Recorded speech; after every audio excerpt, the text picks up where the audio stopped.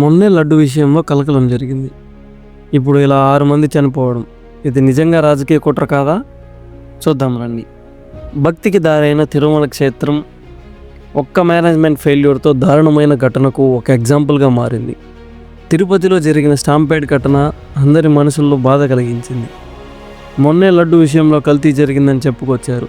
మళ్ళీ ఇలా జనవరి 8, 2025 రోజున విష్ణు నివాసం ఏరియాలో జరిగిన ఈ ట్రాజిక్ ఇన్సిడెంట్ వైకుంఠ ద్వార దర్శనం కోసం వచ్చినప్పుడు జరిగింది.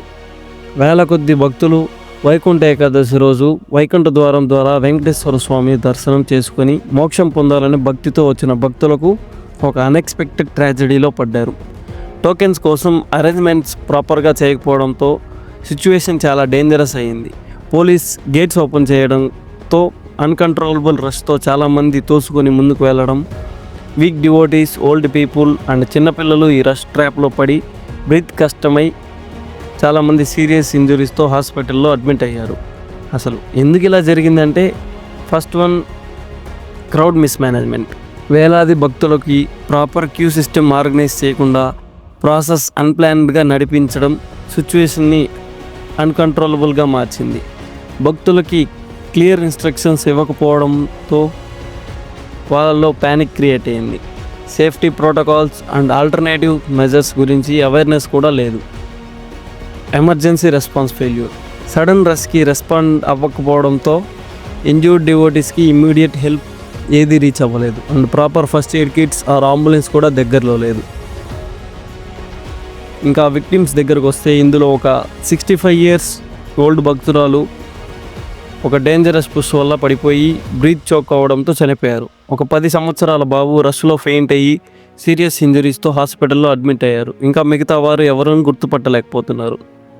టీటీడీ చైర్మన్ బిఆర్ నాయుడు గారు ఈ ఇన్సిడెంట్ని ఒక దురదృష్టకరమైన ఘటన అని చెప్పి రివ్యూ మీటింగ్స్లో టీటీడీ అధికారులందరికీ ఇలాంటి అన్టువర్డ్స్ ఈవెంట్ ప్రివెంట్ చేయడం కోసం ఎక్స్ట్రా కాషియస్గా ఉండమని చెప్పిన విషయం గుర్తు చేశారు. ముఖ్యమంత్రి చంద్రబాబు గారు, డిప్యూటీ సీఎం పవన్ కళ్యాణ్, ఇంకా జగన్ గారు కూడా అక్కడికి వెళ్ళినట్టు తెలుస్తుంది.